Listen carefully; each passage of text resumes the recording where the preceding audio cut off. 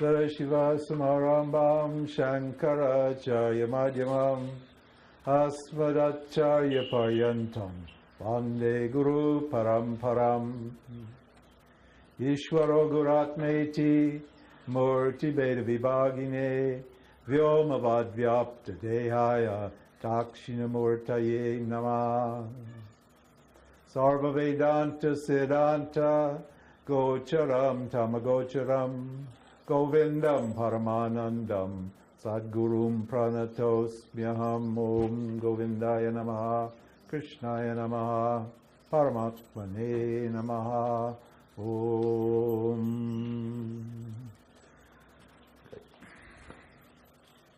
Satchidananda summary. Plurality blends the thought. How's that? Eternity is And then we said that the self is sat and chit. The self is your consciousness, and the self is your existence. And we're going to see this idea develop further. This is just a précis. This is just an introduction, this chapter. All of these themes are going to continue to appear throughout the text. And when we introduced the idea of existence, it's a very interesting idea. Nobody does this. Have any of you read a clever or careful or thorough analysis of existence that made sense and related that to consciousness, to awareness, to you? No, you haven't, because nobody does it except Vedanta. And this is really the only text where it's really, really, really super clear. An analysis of a mantra in the Chandogya Upanishad, which ties the idea of existence to the idea of consciousness. We have to go through this over and over and over again. Some of you who got it, it's okay, take it easy, because not everybody's got it. You might get it when we're teaching it, but then you forget it. So this is why we have the summary. We have to keep summarizing every time, keep referring back, keep tying what the new material is back to the old material, and refreshing your mind on the old material. That's education. It's not like we're just running through it. Oh, well, let's get to the end and have our big experience at the end, and then we'll know Panchadasi. No. It's a consistent rethinking over and over and over again. So what's the relationship? But you know that we said that you know that you exist, and you know you're conscious.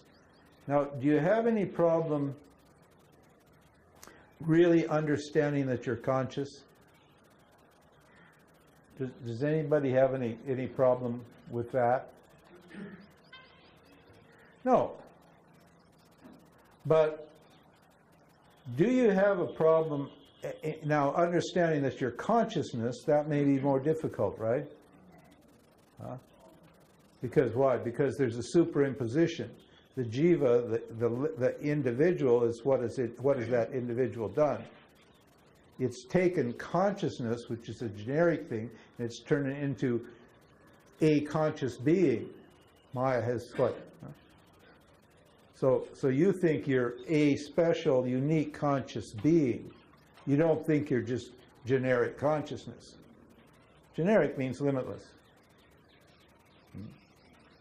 So that's difficult, jumping from a conscious being to being consciousness. In other words, subtracting the person, subtracting the jiva-hood from the consciousness. That's a tough one.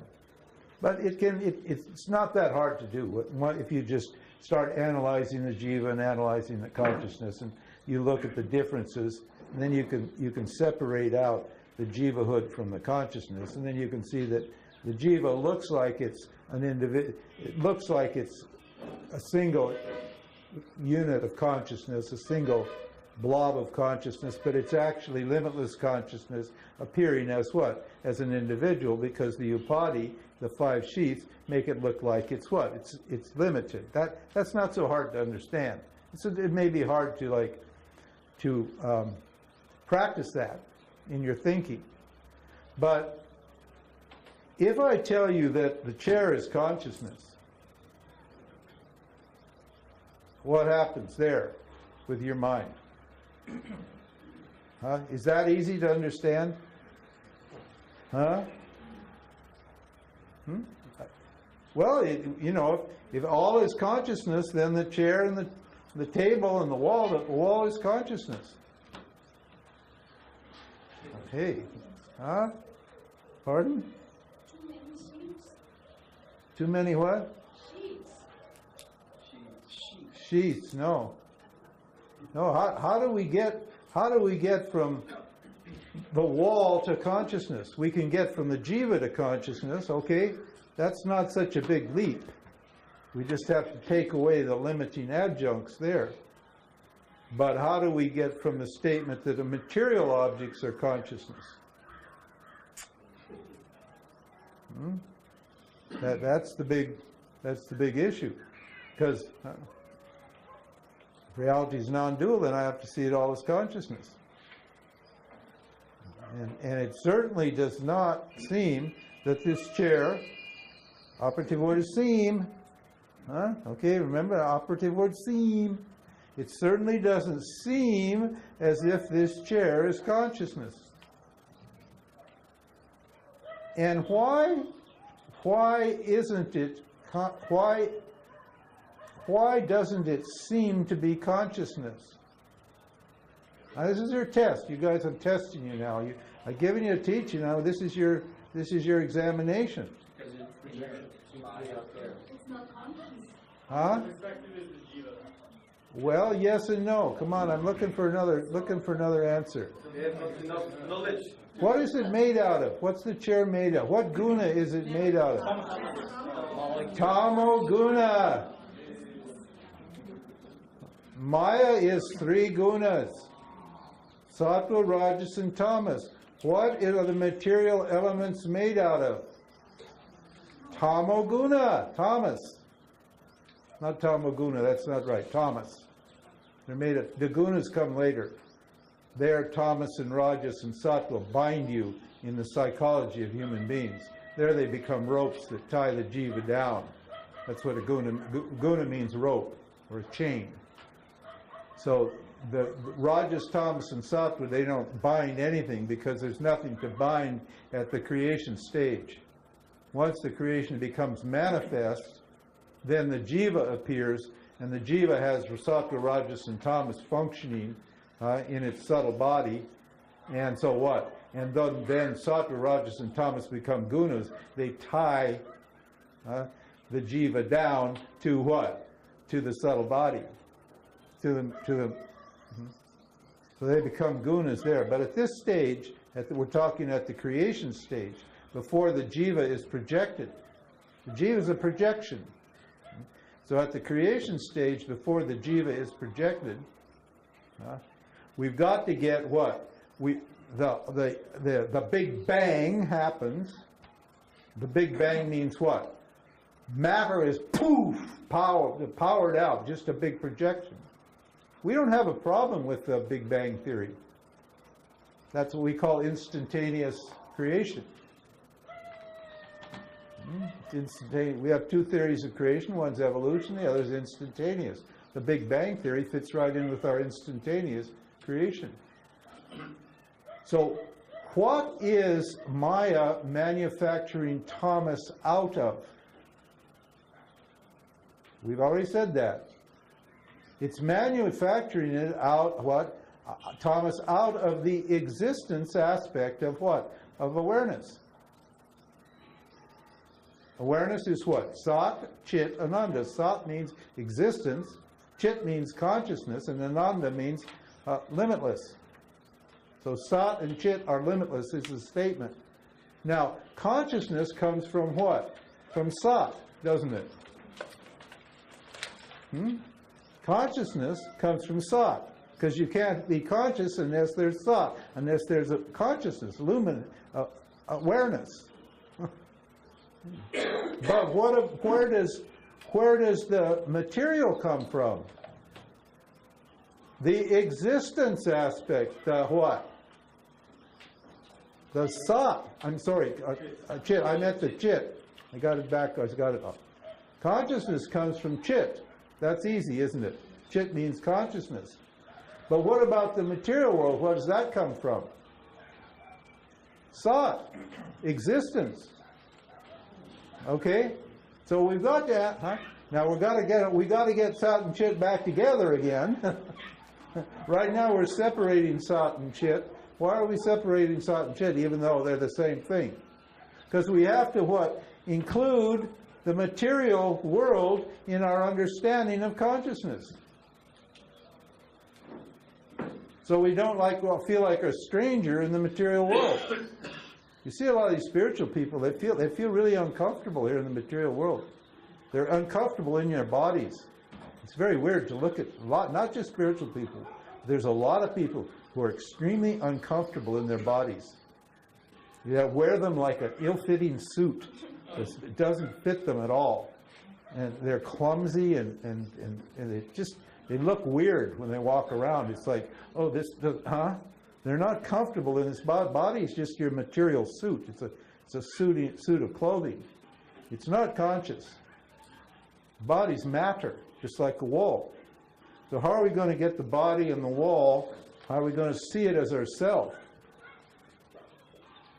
Well, Maya manufactures what? The material out of the existence aspect of consciousness, aspect, quote unquote. And just for teaching purposes, we use it, call it an aspect or a part. Now, so then we're going to analyze matter. Okay? That was our second. In the second, we're going to get into this in detail now in the second chapter. So now we have to analyze matter. And we're going to do it again. I'm sorry, for those of you bright people who got it the first time around, then you're just going to have to suffer through it. But it doesn't hurt to hear it over and over and over again, to cement it in your mind. You say that the chair exists. Is that correct? Is that a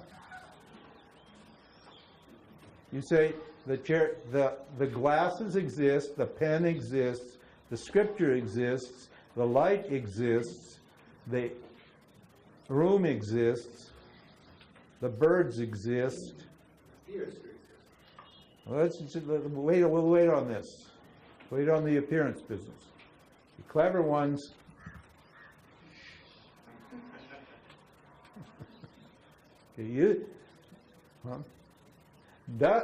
Why do you say the chair exists?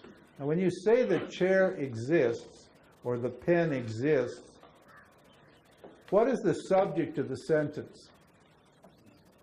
The pen, the chair. And what is the verb? Exists. Right? So the chair does this thing called existing. That's the statement, isn't it? The chair exists. Now, why is that not true? Why is that statement not true? Huh? Because it's a thought? Nope. Because it is not chair belongs to existence. Catherine, Catherine. Because what?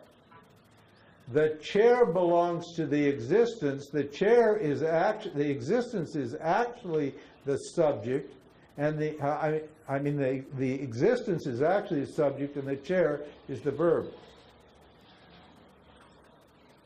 Remember the word viparaya? Viparaya is what? Is reversal. In the discussion on Maya, we said what? What does Maya do? It borrows and it reverses. What has happened here? because Maya is operating, we believe that the existence belongs to the pen. So we think there's pen existence, and glasses existence, and light existence, and tree existence, and room existence. Is that true? You should be saying, what? No. You should be saying no in your mind. Why should you be saying no? Now, we have to explain the reasons. That's why I'm explaining the reasons. Why should you be saying no? Because now listen, if the existence belongs to the glasses, and if the existence belongs to the pen, then we have two different existences, don't we? Because it's two different objects. Which means that what? Every object would have to have its own special existence, wouldn't it? Same with consciousness, isn't it? Is you're conscious, he's conscious, she's conscious. Now, is your consciousness special and different from his consciousness or her consciousness? Well, you're going to say yes, right? Because you think, but is that true? Is there a special and separate consciousness for each person? That, if there was, then when a person died and a new person came up, what? Ishwar would have to give a special consciousness, wouldn't it? And then that consciousness would light up, and then what? When the person died, the consciousness would disappear, wouldn't it? Because the consciousness was a subset, a property or a quality of the person. Just like existence would be what? A property or a quality of the object, the glasses or the pen or the chair. But consciousness is what? It's not a part or property of an object. Materialists think it is. And all of our thinking is materialistic. Why? The materialists are what? They've been deluded by Maya. Their intellects have been reversed by Maya. And they're in the what? In the ignorance world, what? And they've got everything backwards, and they're the ones that have told us that what? Consciousness evolved out of matter. How was that going to happen? Because consciousness is not a property of matter. Existence, this is matter. How's that going to work? It's not going to work. So what is the correct statement? Catherine said it. Existence pens. The substance of every object is what? Existence. What is, Is this pen manufactured out of existence? Or is existence manufactured out of the pen? Come on. Simple. Existence is present, but prior to the appearance of objects. Consciousness, awareness is there prior to the presence of objects. And then what? What are you if consciousness or existence is already present, and objects appear, and consciousness is all there is, then what are the objects? Consciousness, existence. Right? It's good that it's silent. You can't argue with it, can you? Where's the argument? So what is the object then? The object is existence, consciousness, plus what? Name and form. Let's get the terminology right. Learn the terminology. Existence pens. Pen is a name and a form for existence. Existence glasses. Glasses is a name and a form for existence. So when you're experiencing what, a glass or a pen or a light or a wall or a chart or anything like that, what are you experiencing? Existence. Because and you've got a word for existence because you don't have words for things that don't exist, do you? You have a word for existence because existence exists and it's experienced. Now, okay, final step of the logic, of the knowledge. What's the difference between consciousness and existence?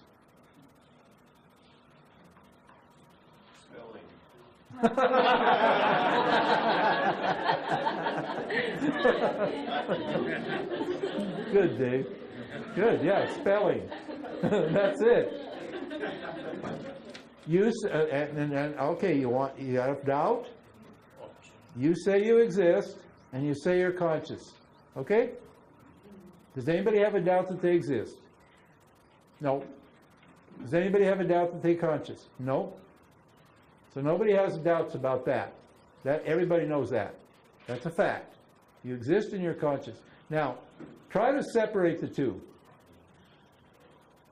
Can you do that? You can't. Why not?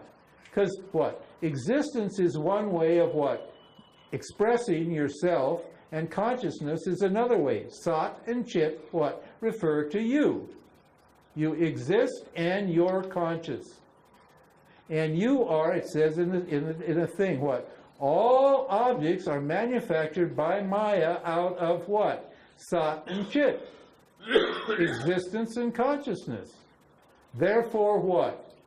All objects are what? Consciousness. So when you're looking at a chair, you're looking at consciousness. No, I want it to glow. I want it to think. Right?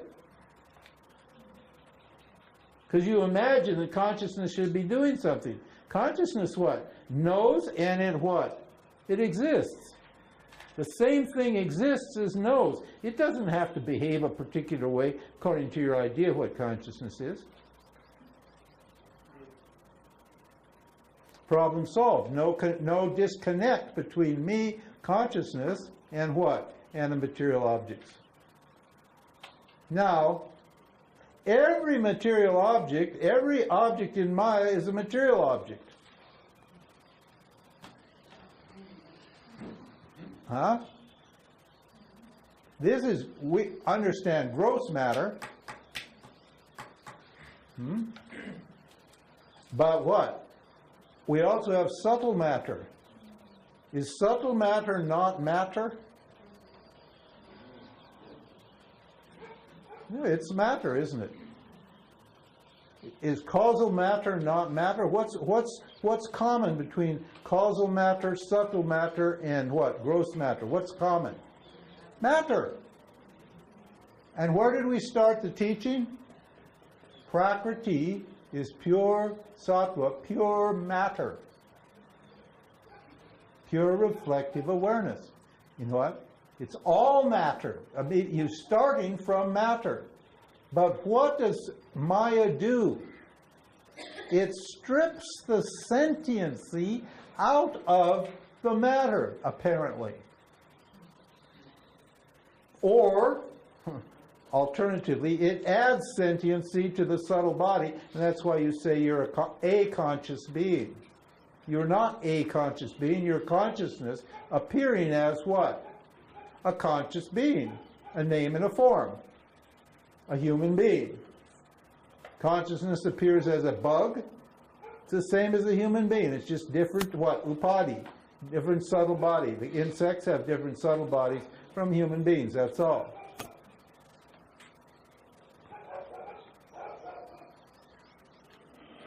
I got a few kind of suspicious looks out there. Is it true that name and form already is an interpretation of the object? Pardon? Is it true that name and form is already an interpretation of the object? Yes. But whose interpretation is it? Jiva's or Ishwara's? Jiva. Ishwara's. Ishwara is producing what? Tree thought? Huh? Ishwara is producing the trees. It's producing the chairs. It's producing all the objects, isn't it? But the jivas are giving the name. No, well, no. The name is a tree, and a jiva is just a production of Ishwara, isn't it? A jiva is no different from a chair. Jiva doesn't have a thought. Jiva is a thought. A chair is a thought.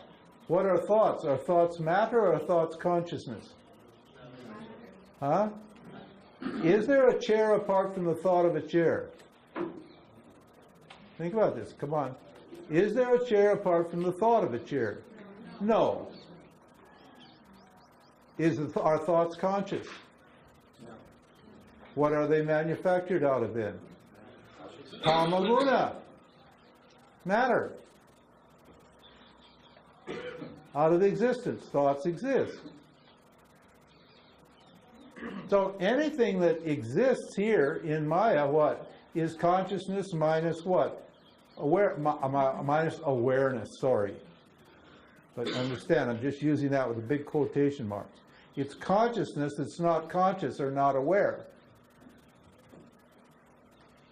Matter becomes aware, and we should put apparently becomes aware. Why? When Maya is functioning.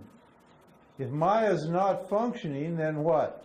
Matter's just, there's no matter and there's no awareful matter. There's no conscious beings. In other words, there's no material world and no conscious beings. Why? Because Maya's not projecting them.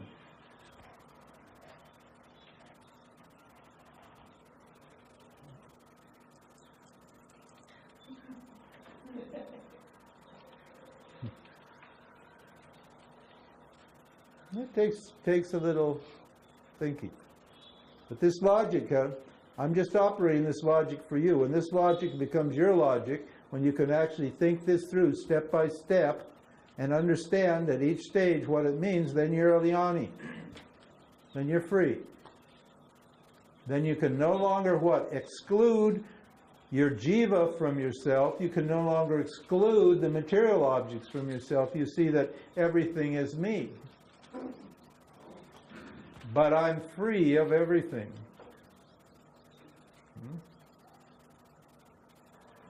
Think of that. What if all the objects are me? Now, what did we say in the first chapter? About love? Remember, we brought the love in there, right? Remember, we talked about love.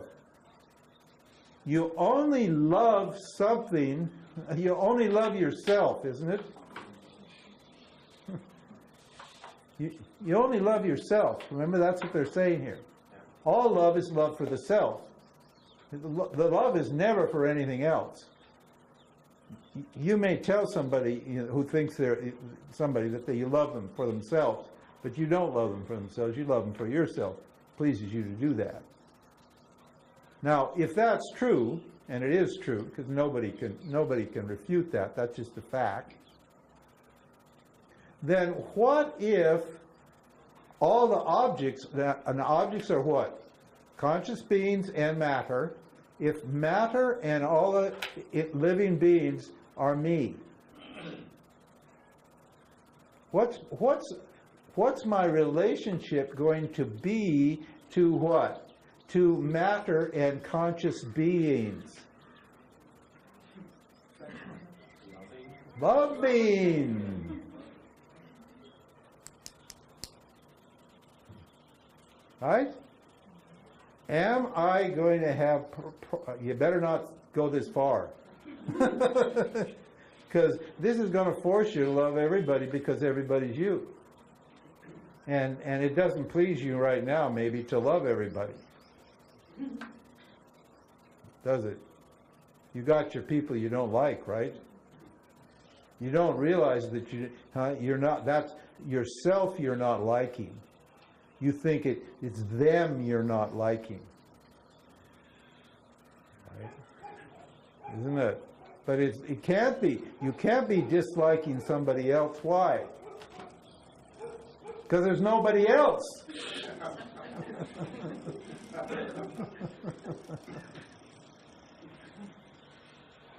There's nobody else. Which means what? Your problems are over, baby. That's what it means. That's freedom.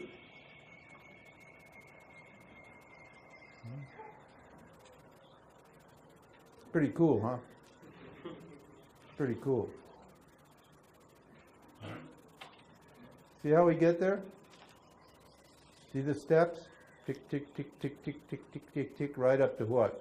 You're me. Am I going to treat you badly? If you're me? If I love me? I love me so much I don't want to injure me. When you love yourself, you don't, that means what? You don't injure yourself. You only injure something you think isn't yourself, but there's nothing that isn't yourself. So are you going to violate Dharma? The number one Dharma, the number one rule in the whole creation is non-injury. That's the most universal value in the whole creation. And are you going to be inclined to injure yourself? Only an ignorant person will injure themselves. Yet we injure other people and ourselves, all the other people, quote unquote. In other words, we injure ourselves thinking that we're what? Injuring other people. You're not. You're only injuring yourself when you lie or cheat or steal or use violent words or violent actions on others. You're just behaving violently toward yourself, which means you don't understand yourself. You don't love yourself.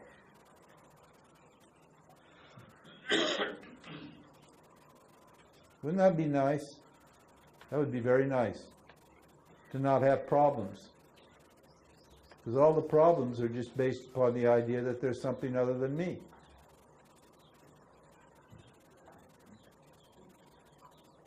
Can you refute this logic? You can't.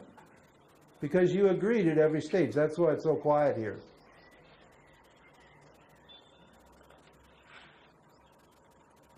You can't argue with it. You cannot. It's because knowledge you can't negate. You can't argue with it. You can't get rid of knowledge. Impossible. If you don't know it's knowledge, then you can argue. But once you know what knowledge is, you can't argue. It's all you. It's all you. It's all beautiful. It's all you.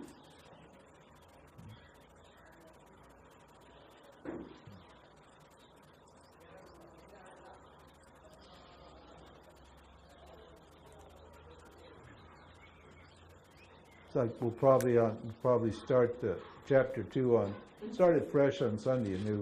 A new chapter is a good time to start on Sunday morning at 10 o'clock. Anybody have any questions about this? What? Oh, I'm sorry. What did I say? 10. Huh? 10 you said. 10. Oh, I said 10. Sorry. At 8:30. At 8:30.